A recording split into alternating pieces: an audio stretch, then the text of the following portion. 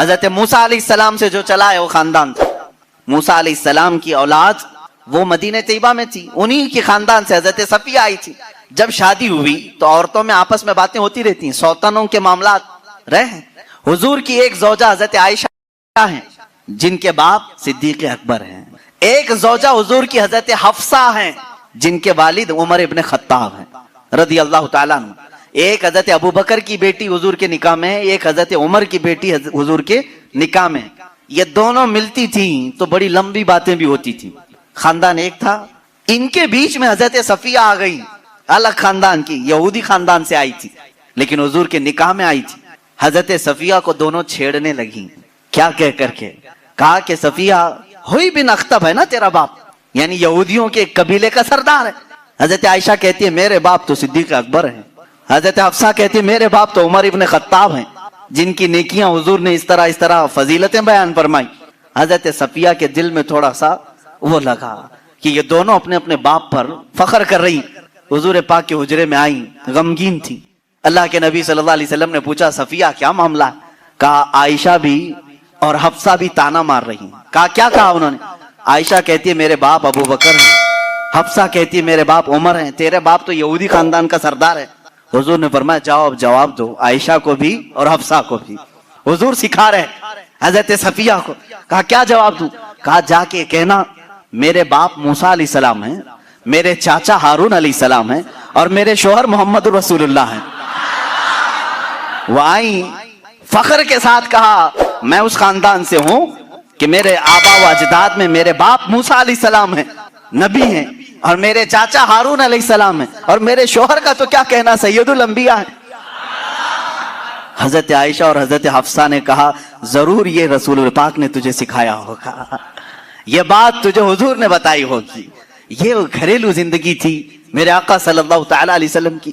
کبھی ان عورتوں کے درمیان اگر کچھ باتیں آ جائیں حضور پاک اس طرح سے اسے نکالتے جیسے میدے میں سے آٹے کو نکال دیا جائے. کبھی تکرار نہیں ہو سکی, کبھی جھگڑے کی نوبت نہیں آئی. دو بیویوں والا جانتا ہے کہ اسے سنبھالنا کتنا مشکل ہوتا ہے. ہاں ایک عظیم جنگ میں وہ اترا ہوتا ہے, ایک طرف انڈیا ایک طرف پاکستان, بیچ میں بارڈر میں وہ کھڑا رہتا ہے. ایک ہاتھ اس کے پاس ایک ہاتھ اس کے پاس, پتہ نہیں کون سا ٹوٹے کون سا بچے. لیکن اللہ کے نبی صلی اللہ تعالی علیہ وسلم 11 ازواج مطہرات کے ساتھ رہے اور سب کو برابر انصاف کے ساتھ رکھا. کبھی کسی خاتون سے کوئی جھگڑا یہ کسی حدیث میں نہیں ملتا. ہاں ان کے درمیان جو باتیں ہوتی تھی وہ تفریح قلب کے طور پر ہوتی, تفریح قلب کے طور پر, دل کو بہلانے کے طور پر. اب آئیں میں آپ کو بتاتا ہوں حضور کی زندگی پاک میں جو بیویوں کا کردار ہے. عورتیں بھی سن رہی ہوں گی, انہیں یہ معلوم ہونا چاہیے اپنے شوہر کی, یعنی ایک مرد کی دنیا میں سب سے بڑی سپورٹر اس کی بیوی ہونی چاہیے. ہر چیز میں, اس کے دکھ میں, اس کے سکھ میں, اس کی خوشی اور غم میں, سب میں عورت اس کی سپورٹر بن کر رہے. حضور اکرم صلی اللہ تعالی علیہ وسلم جب اعلان نبوت فرمائے ہیں حضرت خدیجہ ایمان لائی, اپنے مال سے مدد کیا, ساری چیزیں کی. جانتے ہیں جب حضور پاک نے حضرت خدیجہ سے نکاح کیا آپ کی عمر 25 سال تھی, ان کی 40 سال. سیدہ خدیجۃ الکبریٰ رضی اللہ تعالیٰ عنہ کے ساتھ حضور صلی اللہ علیہ وسلم نے 25 سال گزارے, 25 سال گزارے. حضور کی عمر پاک 50 سال ہو چکی تھی, حضرت خدیجہ کی عمر 65 سال کی ہو چکی تھی. لیکن اس بیچ میں رسول کریم صلی اللہ علیہ وسلم نے کبھی کسی دوسری عورت سے نکاح نہیں فرمایا. ان 25 سالوں میں حضور صلی اللہ علیہ وسلم نے کسی دوسری عورت سے نکاح نہیں کیا, صرف حضرت خدیجۃ الکبریٰ کے ساتھ رہے. اس کی وجہ یہ تھی کہ یہ عورت عام عورتوں کی طرح نہیں تھی. حضور صلی اللہ تعالی علیہ وسلم کی ایسی سپورٹر کہ رہتی دنیا تک ان کے احسانات پوری امت نہیں چکا سکتی, پوری امت نہیں چکا سکتی. حضور پاک صلی اللہ تعالی علیہ وسلم جب مدینہ طیبہ تشریف لائے حضرت عائشہ نکاح میں آئی تھی. یہ بھی حدیث ہے حضرت عائشہ کی, کہتے ہیں ہر بات پر حضور صلی اللہ علیہ وسلم خدیجہ کا ذکر کرتے تھے. حضرت عائشہ کہتی ہیں کبھی مجھے غیرت آتی تھی اور میں کہتی تھی کہ صرف آپ کی ایک ہی بیوی ہے کیا حضرت خدیجہ, ہر بات میں آپ خدیجہ کا ہی ذکر کرتے. حضور صلی اللہ تعالی علیہ وسلم حضرت عائشہ سے کہتے عائشہ ہاں وہ اس بیوی کی طرح کوئی دنیا میں آ ہی نہیں سکتی, میں اس کا ذکر ہمیشہ خیر کے ساتھ کرتا رہوں گا. حضرت عائشہ صدیقہ جب کبھی حضرت خدیجہ کے متعلق سوال کرتی میرے آقا فرماتے جب پورے مکہ والوں نے مجھے جھٹلایا تھا تو خدیجہ نے اپنایا تھا, جب لوگ مجھ پر سوشل بائیکاٹ کر چکے تھے، خدیجہ نے اپنا پورا مال مجھ پر قربان کیا تھا۔ جب لوگ ہمیں اپنے گھروں سے دور کر چکے تھے تو خدیجہ میرے ساتھ دن اور رات رہا کرتی تھی۔ حضور صلی اللہ تعالی علیہ وسلم کے لیے یہ کیسی سپورٹر تھی جانتے ہیں؟ غار ہیرا 3000 فٹ اونچی پہاڑی آج بھی مکہ میں موجود ہے۔ میرے آقا صلی اللہ تعالی علیہ وسلم اپنی عبادتوں کے لیے غار ہیرا جاتے تھے اور وہاں کبھی کبھار 2 دن 3 دن تک آپ قیام فرماتے۔ حضور پاک صلی اللہ تعالی علیہ وسلم کے لیے حضرت خدیجہ اپنے گھر سے کھانا لے کر دن میں 2 مرتبہ، کبھی 2 دن میں 3 مرتبہ اوپر چڑھ کر کے جایا کرتی۔ آج جو گئے ہیں عمرہ یا حج کے لیے، جنہوں نے چڑھائی کی ہوگی انہیں معلوم ہے، ایک بار چڑھ کے آنے کے بعد 8 دن سو جاتے ہیں لوگ، اتنی تکلیف ہوتی ہے، بہت اونچی پہاڑی ہے۔ اور ماں سیدہ خدیجۃ الکبریٰ رضی اللہ تعالیٰ عنہا روزانہ اپنے رفیق حیات سرکار دو عالم صلی اللہ علیہ وسلم کے لیے اپنے گھر سے کھانا لے کر اتنی بلندی پر جاتی، اور کبھی حضور صلی اللہ علیہ وسلم اتر رہے ہوتے غار ہیرا سے، یا اپنے گھر کے باہر آ کر کھڑی ہو کر انتظار کرتی۔ لوگ گزرنے والے کہتے ہیں خدیجہ آ جائیں گے تیرے شوہر، ابھی اوپر سے اتر رہے ہیں، تو باہر کیوں کھڑی ہے، چھاؤں میں کھڑی ہو جا۔ حضرت خدیجہ کہتی مجھے یہ زیب نہیں دیتا کہ میرے شوہر دھوپ میں چلے آ رہے ہوں اور میں چھاؤں میں کھڑی رہوں، جب تک وہ میرے پاس نہ آ جائے میں بھی وہیں سے ہی کھڑی رہوں، اس لیے کہ وہ دھوپ میں آ رہے ہیں تو میں بھی دھوپ میں کھڑی رہوں۔ یہ ان کی محبت تھی۔ سیدہ خدیجۃ الکبریٰ رضی اللہ تعالیٰ عنہ، آخری لمحات ہیں سیدہ خدیجۃ الکبریٰ رضی اللہ تعالیٰ عنہ کے۔ عزیزان گرامی، حضور صلی اللہ تعالیٰ علیہ وسلم کی ساری بیویوں میں ایک خصوصیت حضرت خدیجہ کو یہ بھی حاصل ہے کہ حضور اکرم صلی اللہ علیہ وسلم کے سارے اولاد حضرت خدیجہ کے پیٹ سے ہوئے، حضرت خدیجہ کے بطن مبارک سے ہوئے۔ صرف ایک ہیں حضرت بی بی ماریا قبطیہ کے نام سے، وہ باندھی تھی، لیکن ازواج مطہرات میں حضور صلی اللہ تعالی علیہ وسلم کی بیویوں میں صرف اور صرف حضور کے اولاد حضرت خدیجہ سے ہوئے، باقی کسی سے نہیں۔ 6 اولاد حضرت خدیجہ کے بطن سے ہوئے۔ حضور پاک صلی اللہ تعالی علیہ وسلم کے اولاد کی ماں حضرت خدیجہ، بلکہ یوں سمجھو آج پوری کائنات میں پھیلے ہوئے سادات کی بھی ماں حضرت خدیجۃ الکبریٰ۔ یوں تو حضور کی اور بھی ازواج مطہرات ہیں، سادات کی کوئی اور ماں ہو سکتی، حضور صلی اللہ تعالیٰ علیہ وسلم کی الگ الگ بیویوں سے الگ الگ نسل ہوتی، لیکن رب ذوالجلال نے حضور صلی اللہ تعالیٰ علیہ وسلم کے اولاد کی ماں ہونے کی شان صرف حضرت خدیجہ کے سر رکھا ہے۔ حضرت خدیجۃ الکبریٰ رضی اللہ تعالیٰ عنہا سے آخری بیٹی سیدہ کائنات فاطمہ الزہرا رضی اللہ تعالیٰ عنہ۔ اب سنیے حدیث پاک، حضور پاک صلی اللہ تعالیٰ علیہ وسلم کی یہ رفیقہ حیات، اپنی زندگی کی شریک حیات، جنہوں نے اپنا سب کچھ حضور کے لیے لٹایا تھا، آخری وقت جب آیا حضرت فاطمہ کو بلاتی ہیں۔ حضور پاک صلی اللہ تعالیٰ علیہ وسلم اس وقت باہر تھے، حضرت فاطمہ سے کہتی ہیں خدیجہ رضی اللہ تعالیٰ عنہ، بیٹی مجھے لگتا ہے میرے آخری دن ہیں۔ حضرت فاطمہ رضی اللہ تعالیٰ عنہ کی عمر چھوٹی تھی اس وقت، اور کہتی کیا ہے، مجھے میری طبیعت کی فکر نہیں، فاطمہ میرے جانے کے بعد اپنے بابا کا خوب خیال کرنا۔ حضور صلی اللہ تعالیٰ علیہ وسلم کے متعلق وصیت کر رہی ہیں۔ حضرت فاطمہ سے کہہ رہی میں نے زندگی کے ہر لمحے یہ کوشش کرتی رہی کہ رسول پاک صلی اللہ تعالیٰ علیہ وسلم کے دل اقدس پر ایک ہلکی خراش بھی نہ آنے پائے۔ اے فاطمہ تم میں سے کوئی بھی اپنے باپ کے متعلق ایک ہلکی خراش آنے والا بھی معاملہ نہ کرنا۔ اس مرض کی وقت یہ وصیت کر رہی ہیں جس مرض میں آپ کی وفات ہوئی۔ حضرت خدیجہ رضی اللہ تعالیٰ عنہ اور دنیا کی مالدار خاتون تھی، بڑی مالدار تھی مکہ کی، لیکن جانتے ہیں آخر وقت وصیت کیا کر رہی؟ حضرت فاطمہ سے کہتی ہیں ابا جان سے جا کر یہ ایک بات میری کہہ دینا، اگر میری آنکھیں بند ہو گئیں تو صرف مجھے قبر میں اتارنے کے وقت وہ اپنا جبہ یا اپنی چادر مجھے دیتے ہیں، بس وہ اپنی چادر میں لپیٹ کر مجھے دفن کریں، اس کے علاوہ مجھے کوئی اور خواہش نہیں۔ یہ حضرت خدیجہ کی آخری وصیت تھی۔ حضور پاک صلی اللہ تعالیٰ علیہ وسلم کی وہ رفیقہ حیات جنہوں نے زندگی میں حضور کے ہر قدم پر ساتھ دیا ہے، ہر قدم پر۔ جب یہ بات حضرت فاطمہ نے اپنے والد گرامی حضور صلی اللہ علیہ وسلم کے پاس آ کر کہا، جانتے ہو میرے آقا نے کیا کہا؟ حضرت خدیجہ رضی اللہ تعالیٰ عنہ کی وفات ہو چکی تھی اور ان کو دفن کیا گیا حضور کی چادر مبارک میں۔ حضور صلی اللہ علیہ وسلم نے خود اپنے ہاتھوں سے ان کو قبر میں اتارا۔ جنت المعلی مکہ کے قبرستان میں وہ آج بھی آرام فرمائے۔ حضرت فاطمہ نے کہا ابا اماں کی صرف یہ خواہش تھی، انہوں نے مجھ سے کہا تھا فاطمہ بابا سے کہہ دینا میرے آخری وقت اپنی چادر دے کر مجھے دفن کریں۔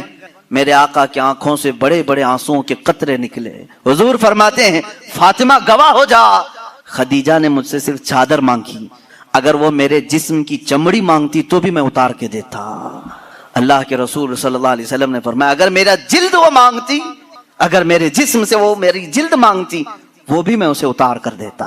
حضور پاک صلی اللہ علیہ وسلم کی بے انتہا محبت تھی اس رفیق حیات کے ساتھ، حتیٰ کہ جس سال حضرت خدیجہ کی وفات ہوئی وہ پورے سال کا نام حضور نے عام الحزن رکھا، یہ غموں کا سال ہے۔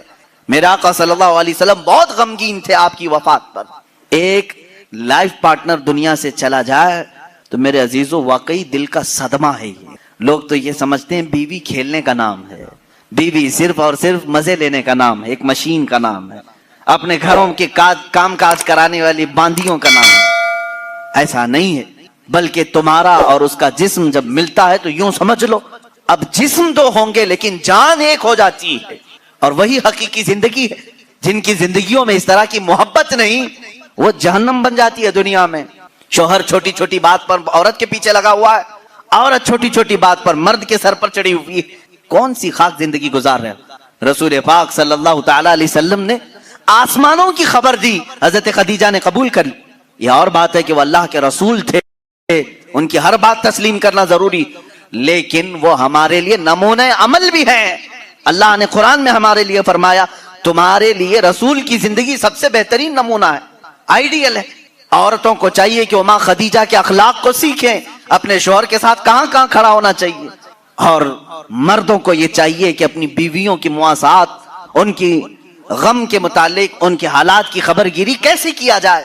جب بیمار ہو جائے عورت تو تمہارے اوپر یہ فرض ہے میرے عزیز کہ اس کی تیمارداری کرو۔ آج کتنی بری رسم ہے، کتنا برا رواج ہے، جیسے عورت بیمار ہو جائے اسے بھگا دیا جائے، جاؤ اماں کے پاس مائکے میں چلی جاؤ، جب ٹھیک ٹھاک ہونا تو آ جانا۔ تم نے اس سے جو قبل تو کہا تھا، نکاح میں قبول کیا تھا، کیا صرف اچھی اچھی چیزیں قبول کیا تھا؟ یہی حال اگر تمہارے ساتھ ہو جائے، نکاح کر لیا، 4 مہینے کے بعد تمہارا پیر سڑ گیا، کیا کرو گے؟ میرے عزیزو زندگی میں دونوں قسم کے معاملات میں نے دیکھے۔ بعض وہ عورتیں ہیں جو اپنے مردوں کی معذوری کے زمانے میں بھی ان کے ساتھ لگی رہیں اور وہ جنتی عورتیں ہیں، اور اسی طرح بعض وہ مرد ہیں جنہوں نے عورتوں کی بیماری میں بھی ان کا ساتھ دیا۔ میں جانتا ہوں ایسے معاملات، میرے سامنے ایک معاملہ ایسا آیا تھا جو دل دہلا دیتا ہے۔ میں اکثر بچوں سے کہا کرتا ہوں یہ حقیقی واقعہ ہے میرے عزیز، چند سالوں پہلے کا حقیقی واقعہ۔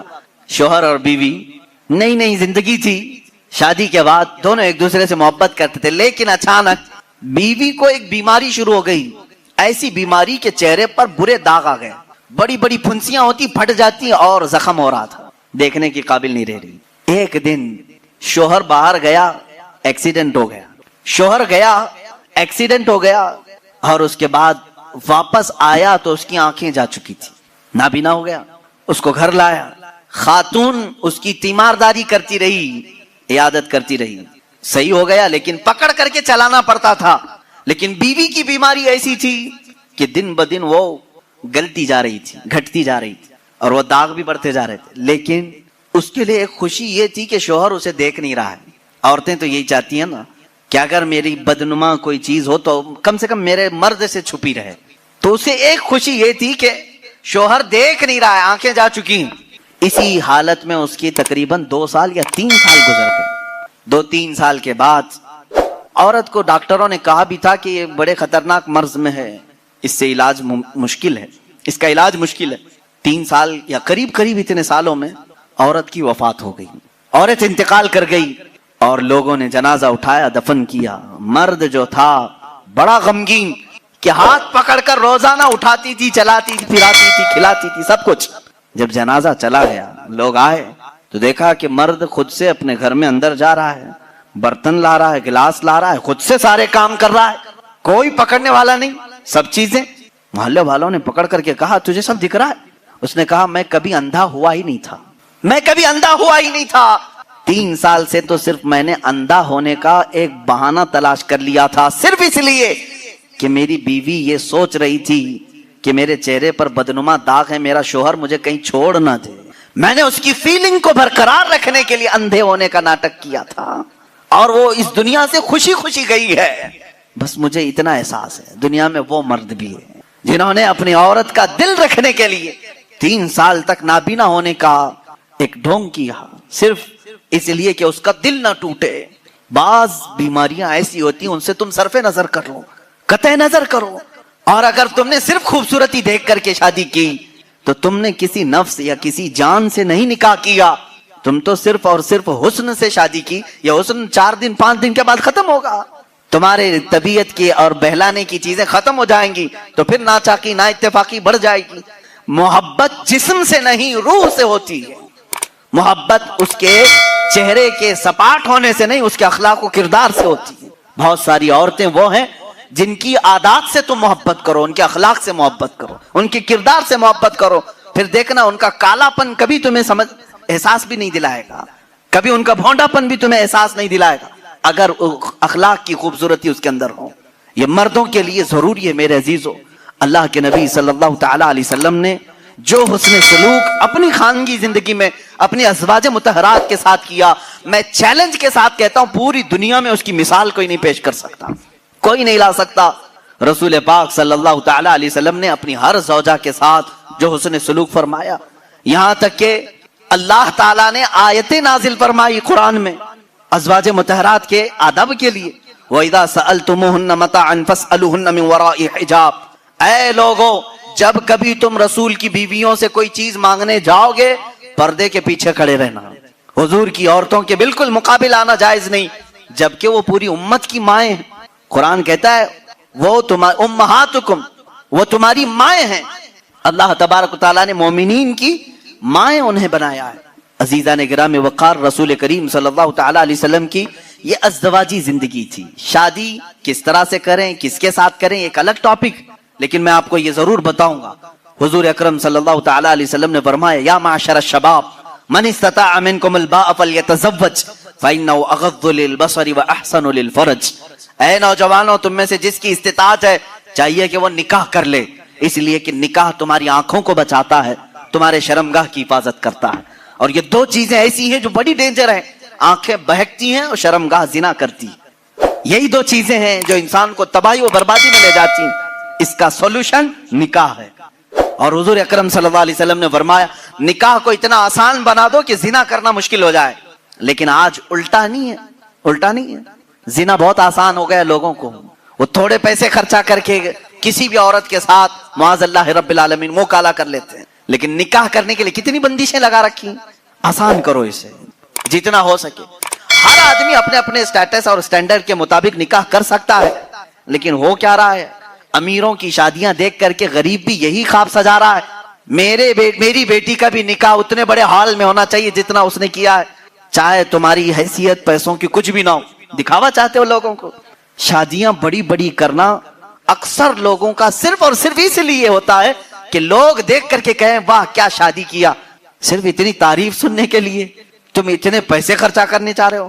عزیزان گرامی وقار، زندگیاں دیکھو لوگوں کی جنہوں نے مسجد میں نکاح کیا ان کے بھی بچے ہو رہے ہیں، گھر چل رہا ہے، جنہوں نے بہت بڑے 5 اسٹار ہوٹل میں نکاح کیا ان کی بھی زندگی چل رہی، بچے ہو رہے ہیں۔ ایسا نہیں کہ 5 اسٹار ہوٹل میں شادی کرنے کے بعد سونے چاندی کے بچے پیدا ہو رہے ہوں۔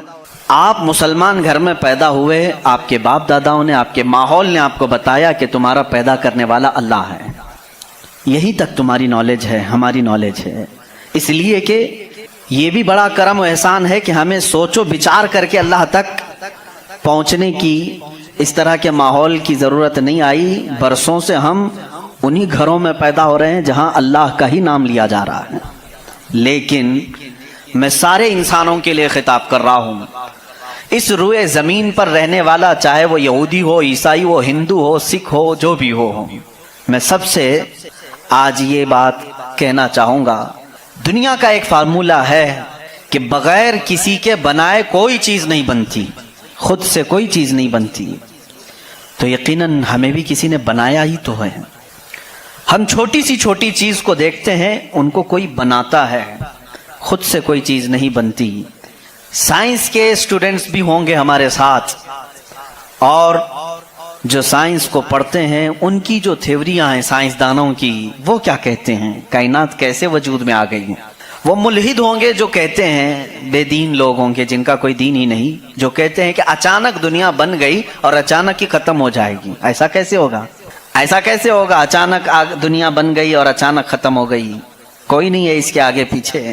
میرے عزیزو، جو غور و فکر کرنے والے سائنسدان ہیں وہ بھی اب اس نتیجے پر پہنچے ہیں کہ دنیا میں ایک بہت بڑا دھماکہ ہوا تھا کئی ارب سال پہلے، کئی لاکھ سال پہلے، ان کے اعتبار سے، ان کے علم کے اعتبار سے، جس کو یہ بگ بینگ کہتے ہیں۔ بگ بینگ کیا چیز ہے؟ تو سائنسدان یہ کہتے ہیں کہ کئی سالوں تک اس روئے زمین پر صرف سمندر تھا، اور سمندر میں بھی جو گیس ہوتی تھی وہ سب ہائیڈروجن، اور صرف 99% ہائیڈروجن اور 1% صرف آکسیجن کا یہاں پر وجود تھا، جس کی وجہ سے کوئی دوسرا زندہ رہ نہیں سکتا تھا۔ یہ سائنسدانوں کی تحقیق ہے۔ اس کے بعد پھر انہوں نے یہ کہا کہ ایک دھماکہ ہوا، اور سمندر سے، پانی سے ہر چیز بنتی چلی گئی، پانی سے بنتی چلی گئی۔ یہ 21ویں صدی میں بات کی جا رہی ہے، یہ بات 21ویں صدی میں کی جا رہی ہے، اور سائنس کے وجود کی تاریخ میں اگر آپ جائیں گے تو زیادہ سے زیادہ کہ 400 سال پہلے تک کی تاریخ ہوگی۔ 16ویں صدی میں، 17ویں صدی میں، 17ویں سینچری میں سائنس کی کچھ نہ کچھ چیزیں ایجاد ہونے لگی، جس کو آج ہم سائنس کہہ رہے ہیں۔ اور قرآن میں مولا فرماتا ہے وَجَعَلْنَا مِنَ الْمَاءِ كُلَّ شَيْءٍ حَيٍّ، ہم نے ہر چیز کو پانی سے بنایا ہے۔ یہ رب تعالیٰ فرما رہا ہے، اس کا قرآن عظیم گواہی دے رہا ہے۔ قرآن کس زمانے میں اترا وہ بھی آپ کے ذہن میں ہونا چاہیے، کس زمانے میں قرآن آیا ہے یہ بھی آپ کے ذہن میں اچھی طرح سے فٹ ہونا چاہیے، تاکہ اب سائنس کی تحقیقات اور اس زمانے کو میچ کر کے دیکھ سکیں آپ۔ قرآن اس زمانے میں آیا ہے جہاں یورپ میں لوگ جانوروں کے ساتھ رہتے تھے، امریکہ کا تو انکشاف بھی نہیں ہوا تھا، امریکہ نام کا کوئی ملک ہے یہ پتہ بھی نہیں تھا لوگوں کو۔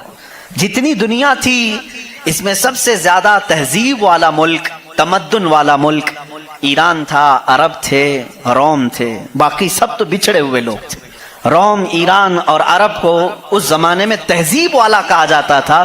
ان کی تہذیب کا عالم یہ تھا کہ جب میرے آقا صلی اللہ تعالیٰ علیہ وسلم مدینہ طیبہ میں تشریف لائے، یہ بہت بڑے تہذیب والوں کی بات میں کر رہا ہوں، یعنی بہت نالج رکھنے والوں کی بات کر رہا ہوں۔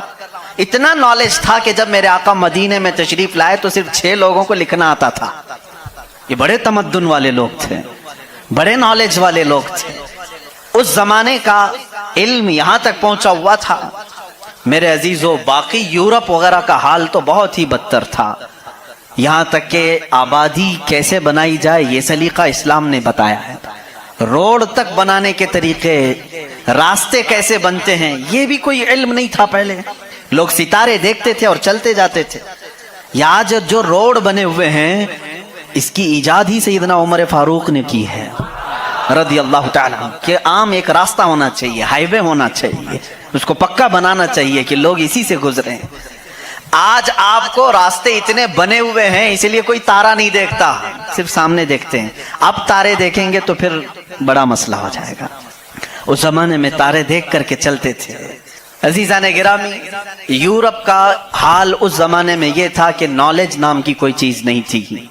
وہ لوگ انت وشواس، جیسے آج بھی ہمارے ہاں کچھ لوگوں میں موجود ہے، اندھا یقین، ان چیزوں پر بہت عمل کرتے تھے۔ جیسے اب شگن ہو جانا، یہ تمام معاملات میں بہت وہ آگے تھے۔ حتیٰ کہ بیماریوں کو بھی وہ بیماری نہیں سمجھتے تھے۔ جیسے آج یورپ جادو ٹونے پر یقین نہیں رکھتا، ہر چیز کو بیماری کہتا ہے، اس زمانے میں ہر بیماری کو وہ جادو سمجھتے تھے، شیطان سمجھتے تھے۔